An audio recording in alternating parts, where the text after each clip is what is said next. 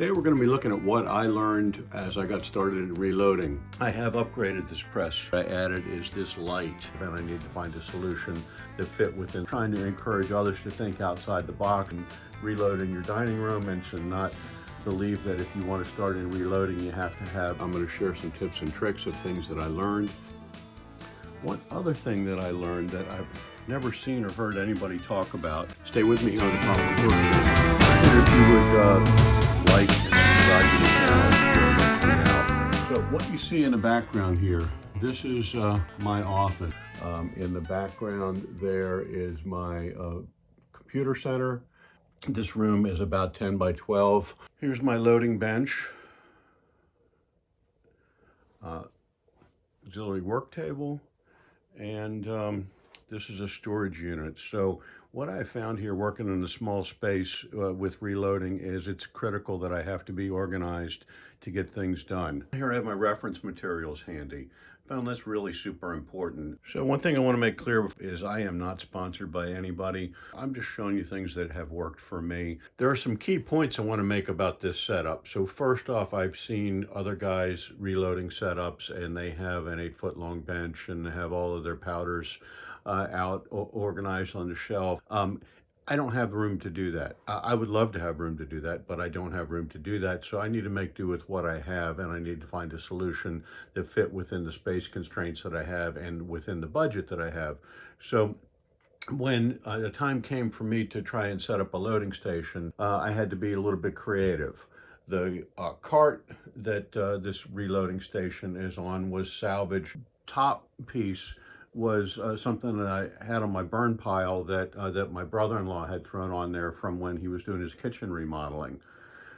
This whole setup, I could envision if somebody were in an apartment or a small house, you could make something like this and slide it into a closet, pull it out and reload in your dining room and slide it into a closet. You'll notice that on the floor, because I didn't want to be loading over the carpeting, I have a piece of painted plywood, so I have a cleanable surface below the reloading station. I know that folks like other reloading equipment. I'm not familiar with what Dillon or other manufacturers have. The way the Lee system is set up is they have this universal plate here, and you can loosen these 4 Phillips head screws, 2 on each side, and lift this press off. And so what I did here was I made this piece, got a couple of extra plates, so instead of keeping my extra presses on the floor, which is what I had done before, I made this piece, this board, which I repurposed some clamps. I think these came with the external monitors I use at my computer desk. Use these clamps to hold this in place. I can take this off. I can move it to another counter. I could move it over here. There's a video where I was loading some black powder cartridges for black powder revolver. I had taken this down and clamped it on the bar in my kitchen. A lot of flexibility. Also, since it has the same clamping mechanism, I can take these loose from here, replace it here, and I can take my my Loadmaster and store it over on the other bench when it's not being used.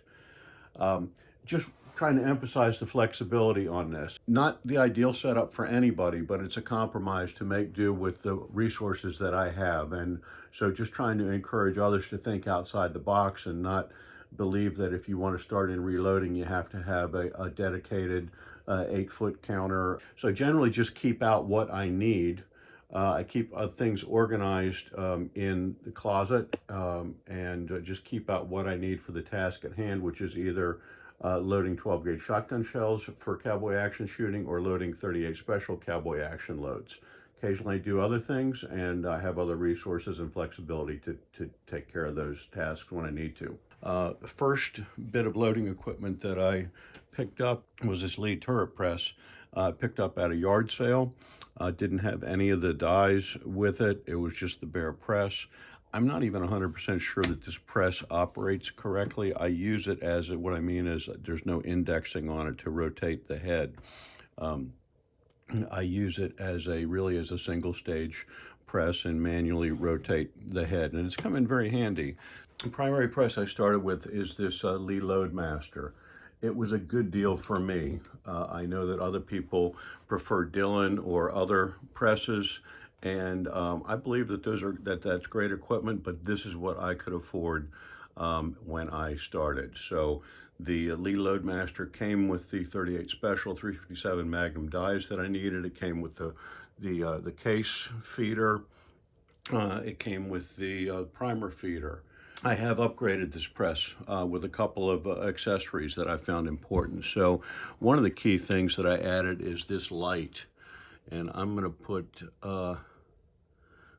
the link to that in the video description so you guys can look that up. I'm also going to add the name of it, which escapes me right now.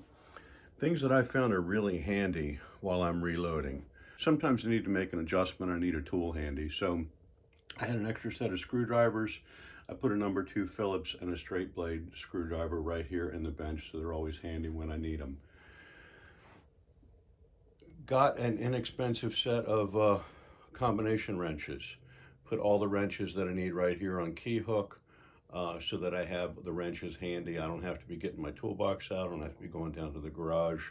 I found it super valuable to have this little pin punch here. A lot of times a primer might go out askew here, and I got to get it out of place, so I'll reach in there with that. I found this to be really, really helpful.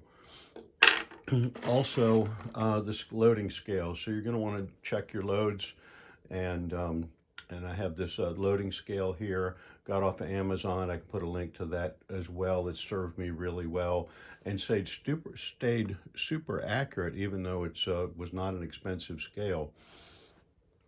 One other thing that I learned that I've never seen or heard anybody talk about is it's inevitable that as you're loading, you're going to get some powder spills on the bench, and can't use a vacuum cleaner.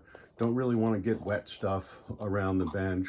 So I got this universal dust cleaning gel. They sell it online for like cleaning cars. You can jam it in the air vents on your car. You can use it on computer keyboards, computer desks. It just pulls the dirt and dust and grime up. And I use this continually on my loading bench here to get up the little bits of powder that have spilled, and I've been really happy with this. It's inexpensive. I think I got 2 jars for about $8. I'm not sure when it's so gross that you have to replace it. It's pretty nasty looking now, but believe that all that powder is inert because it is a little bit damp in there. So really happy about discovering that.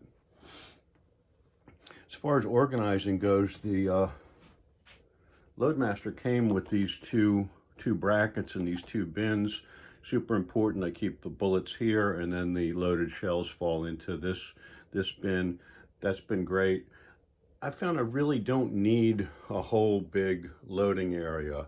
I only keep the powders that I use out here and the brass that I use. So there's a bin at the bottom with clean brass. The tumbler is out in the garage.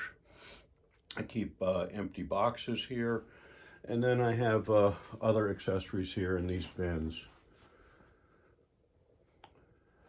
So on this side is my my Lee load all that I use for shotgun shells. I have a light load that I developed for cowboy action shooting. It's only 3/4 ounce. It seems to do a really good job for me. Also found it's really important that I make sure I label what powder is in the hopper. One other thing that I learned is that when I got the Lee Loadmaster, it came with the Lee Auto Disc powder measure, which was a good measure, but it was real finicky. It was a lot to fiddle with. I mean, it wasn't finicky. It did a good job when you had it set up right, but you had to pick the right disc to go into it, and you had to, by trial and error, get the right measurement and weigh out your loads, make sure you were set right. Eventually, I scrapped the discs that came with it and got the